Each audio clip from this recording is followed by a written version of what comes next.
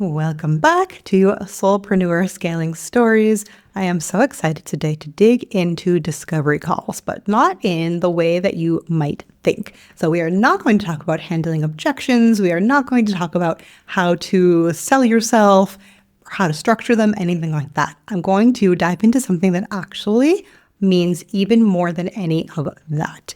And how this came to me was that I often talk, when I talk with my clients, when I talk with my people who are doing free business audits, a lot of times they are working with clients who I don't quite mesh with so well. And for instance, in my case, my last OBM client was the biggest example of this. But she was somebody who I saw, some little tingles of things on the discovery call. I took her on anyways because, let's face it, at that time I said, okay, I need the income. Let's try this out. And it was not great. Not great at all. And so I know that I am not alone in this because, like I said, I have clients who come to me with similar things, similar stories where, this one client in particular, she's not necessarily burnt out, but she is dissatisfied, right? She doesn't love the clients that she's working with, some of them, or the work that she's doing. So she's carrying this weight on her that doesn't need to be there. And it's interesting because when you go back, you say, oh yes, there were definitely signs on the discovery call that this is how it was going to be. And she had noticed them, but kind of dismissed them because, just like me at that time with my OBM client, she said, no, I need the money. I really want them to hire me. And so it'll be fine. But it was not fine, right? And so the thing is that this story is not at all unusual. Again, it's happened to me more than once. It's happened to probably every service provider that I know. And it's something that people don't really dig into so much or talk about when people are teaching you or saying, okay, like how do you run your discovery call so it's the best match possible? But before we get into it, I am so excited because I have a new free resource that I want to share with you. It is a 10-minute, super quick, scaled chaos assessment. It is in the show notes. It is at dancingleafsolutions.com/chaos. It is a guide or an assessment that evaluates what growth phase you are and then which specific pattern. There are three patterns that I see constantly that we need to break and what you can do like today to get you to that next level of growth. So download that and let me know what comes up for you. Okay, so now let's jump back into discovery calls. So every piece of advice that you are going to find about discovery calls is about how to show up for them, right? For your potential client. How do you answer their questions? How do you handle objections? How do you close them? And how do you not sound so desperate? How do you sound confident? How do you nail your pitch, et cetera, et cetera? Obviously, all of this matters, but it's truly only half of the conversation because you also have a business. You are also interviewing them. And I know it might feel a little bit odd at times because you're like, no, like I need clients. But when you take up all of your space with clients who are not good fits, you're not growing your business, right? You're actually just pausing it. You're not letting yourself grow because inevitably what happens with these clients, like I mentioned before, is that you are not going to be working with them for very long. So it doesn't help you to grow your business. When you take on these clients that are not aligned with how you work, with what you do, then it's going to not be a successful partnership. So you're not going to get the reviews that you want, the testimonials, or the referrals that you're looking for. You're not going to be doing work that you love, and you're not going to be doing it with people that you want to be doing it with. So you're causing yourself to stay at this same level or lower than you're at, right, when you're taking on these people. So if you kind of switch how you're thinking about this, it's when you say no to these unaligned clients, then you are opening up space for these amazing clients who want to pay you, who want to work with you, who are going to refer you, right? For all of that. And so, okay, so now let's get back to, like how do we interview them? What do we actually do? So you are not a candidate who's hoping to get picked. So please, if this is your mindset, please look into that, right? You are a business owner. You are deciding also whether or not this is somebody that you want to work with. It is a two-way decision. And so when you start treating it like a two-way decision, and not just intellectually, but really embodying that and genuinely operating from that place, then how you show up also changes, right? Now you're in charge. Now you automatically have more confidence, right? Now you automatically are like, oh, wait, yeah, I can do the work you want, but like, do I want to do it for you, right? Like, that's really cool. That's a cool shift to have. And if you're thinking like, okay, like that's easy to say, but I need clients and can't afford to be picky. Again, I hear that. I really, really, really do. And in addition to what I said earlier, another reason that you might feel like you can't afford to be picky is because you're not attracting the right clients. And why are you not attracting the right clients? Because your offer is really vague. You're not entirely sure of who you want to be working with or what exactly it is that, you know what you do, but you don't know how to word it. You don't know how to actually attract those people. You might be trying to serve everybody because you just need to fill up your books, quote unquote, right? You want to book these calls. And when you are operating under that space, then you're actually putting so much more pressure on the call itself, on the discovery call. Because now, right, you're like, okay, like you have a vague offer, you work with kind of a vague ideal client. And so now it's like, oh, I really have to sell myself, right? Because you honestly sound like everybody else, right? So how can you differentiate yourself?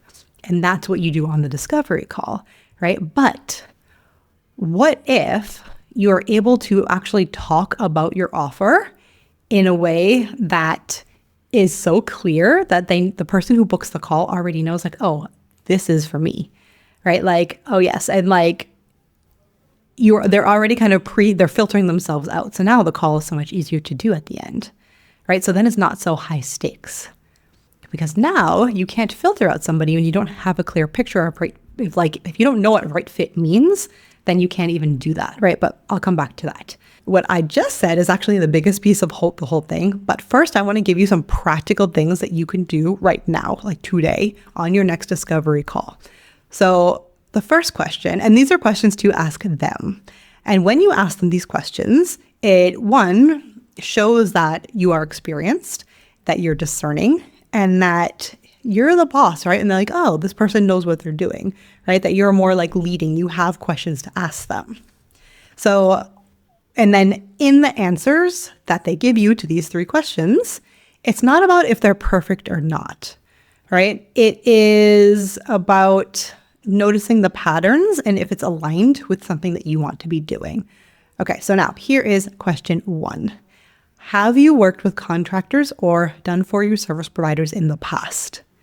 Now, they're going to tell you yes or no, and then kind of maybe get into it a little bit. So now here, what you're listening for is to whether they can talk about those relationships, how they describe them, and if they take any accountability in them. Is there any self-awareness on their end? Or do they say things like, oh, like it hasn't worked out and I've never hired a good person? Right? Like that's a red flag answer. Like, oh, you've gone through a number of people just like me and you're not able to hold on to anybody. Like, that's a little strange, right? Like, what's going on here? So if they have this entire history and a long list of disappointments, that's data, right? Because the only thing all of those relationships have had in common is them. But if they're able to answer that question with, oh yeah, I've had somebody on my team for 4 years and they're leaving, like, okay, like, so that makes you feel a little bit more like, okay, right? So just things, again, no right answer, but things to look for. Now, the second question that I love is, how do you prefer to communicate with your team? How do you communicate day to day? And so what you're looking for here is whether their answer matches how you like to work.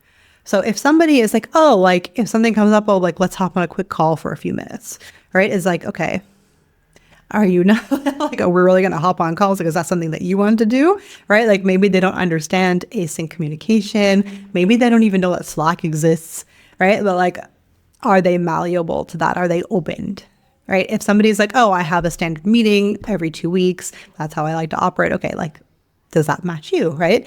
Or like, okay, no, I like to WhatsApp message all my people. Like, okay, does that match what you like to do, right? So it's more about like, how does it match how you like to work? Are they going to send 15 messages in the morning and expect you to get all of these things done same day. I once had a client who said like, no, I like when I wake up, I like to like put things all into email, but I don't expect you to do them. But I just need to get it out of my head. And so these are really good follow-up questions, right? Like, okay, so if you send all of these, what's your expectation? And things like that, right? So again, it's all about the match between how they communicate and how you like to work. And that's really important to know because as you know, there's such a variety in terms of communication and it can make such a difference in your working environment. Oh, I lied. There's 5 questions. Oh my goodness. Okay, I said 3. There's 5 questions. Okay, so the third question is, what does handing something off look like to you? And this can be really big, especially for OBMs, right? Because a lot of clients believe that they really want to delegate, but they have a hard time doing so and like truly letting go. So are they going to trust you to do the job? Are they going to be micromanaging you at every step? And you can kind of hear it in their answers. If there's like, well, I like to be copied on everything. I want to sign off before each step, like things like that. Then if that's not your working style, that gives you a good idea of what it's like to work with them.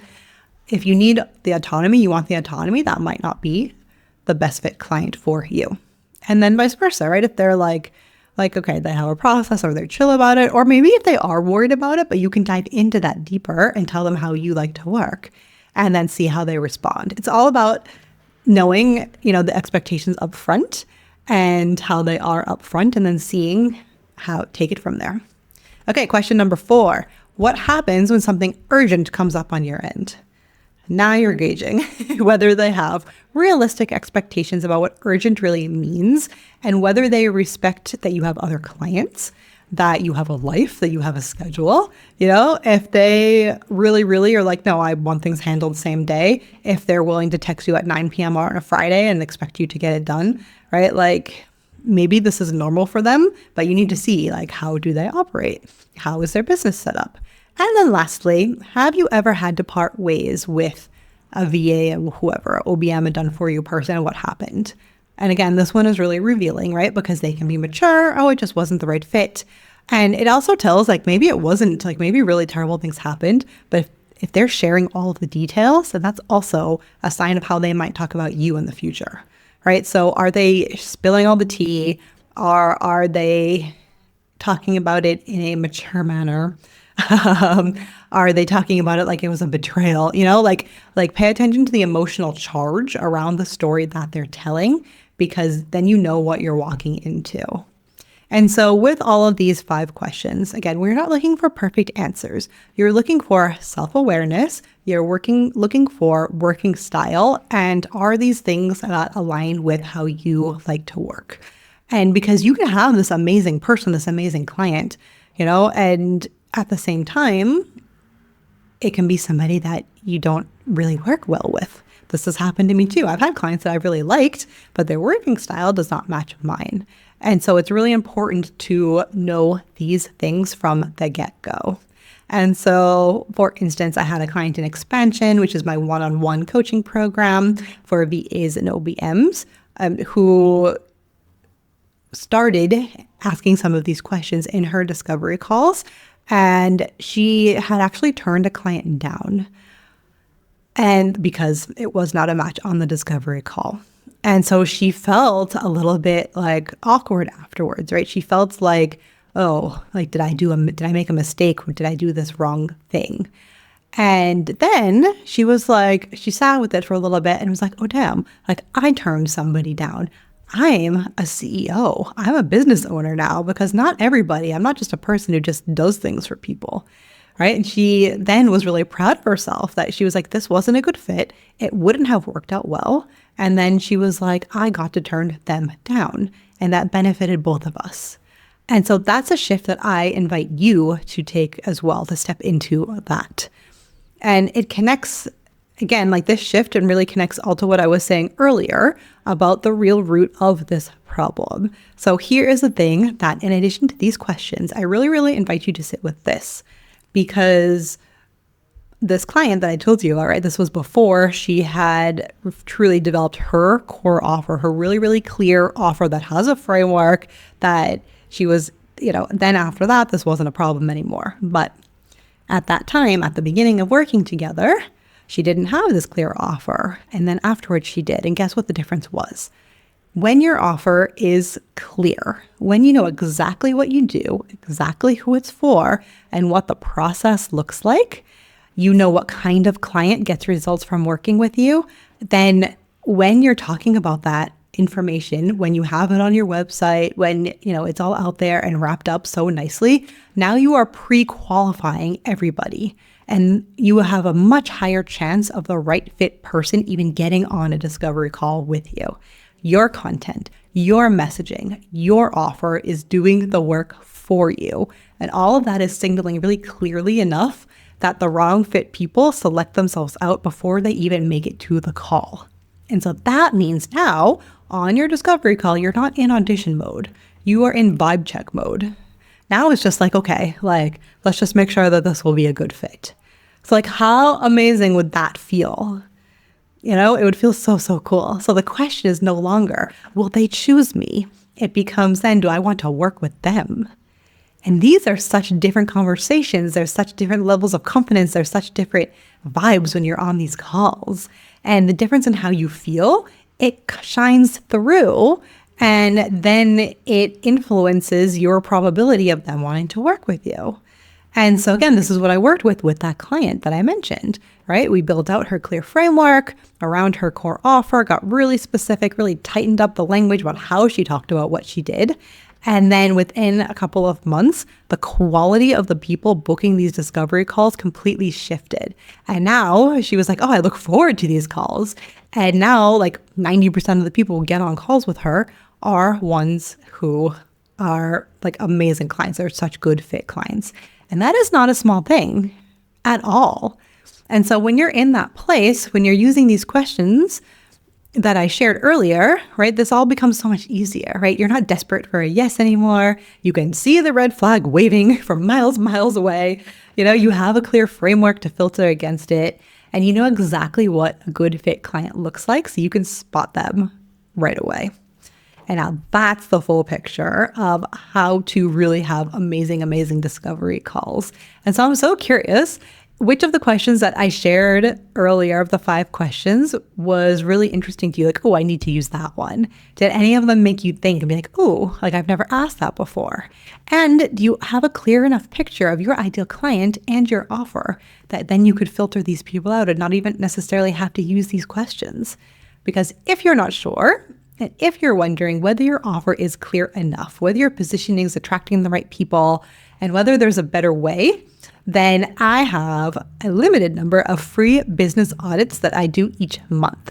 So it's a 45-minute conversation where we look at your current setup, your offers, your clients, and figure out what is keeping you stuck, plateaued at this level, and what specifically you need to shift. And so you're going to get real clarity, real action steps, not some vague, whatever, advice. We'll see, is it a positioning problem? Is it an offer problem? Is it a mindset problem? Is it all three? What is going on? So please take a look. You can book one of these calls. The link is below. It is at dancingleafsolutions.com/audit. Again, it's linked below. And again, I only have a few number of spots per month. And so if you are thinking about doing this, don't sit on it, because I want you to get in there. And so with that, that is all that I have for you today. Please connect with me. You can text me actually through here, but please let me know what your Instagram handle is or whatever, so I can, write you back. And let me know which question you are going to start using. And with that, I will see you guys on the next one.